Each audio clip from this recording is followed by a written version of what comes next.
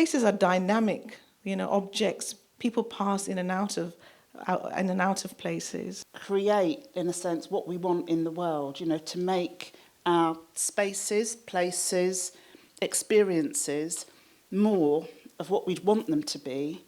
I was a child in need, and I was known to social services and the youth offending service. I've always lived in Camden all my life.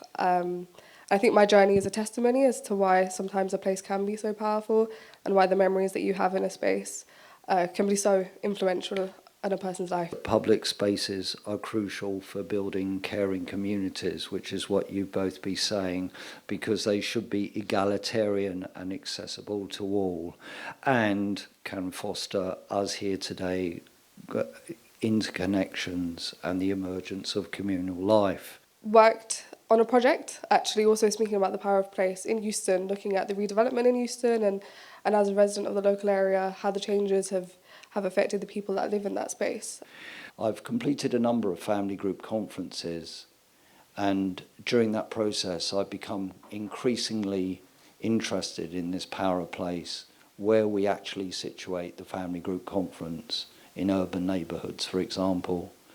And it seems to me that by thinking about the places in our neighbourhoods, we can construct assessments as a holistic intervention that is more meaningful to people. So I went on that project and I decided I want to be a social worker. So I'm now 3 months away from graduating as a social worker. So I just want to put that out there, because the imagination is what's going to save us. But it's about the relational as well. It's about how do we create place for people in relationships. So this is what these young people can teach us sitting here. It's about the body, spirit and the mind, creating that capacity for that relational connection and that making of place and space. I started working many years ago in housing at Westminster Council, and I was pretty taken aback by all the signs that said no ball games. And thinking about that now, you still see them, those signs.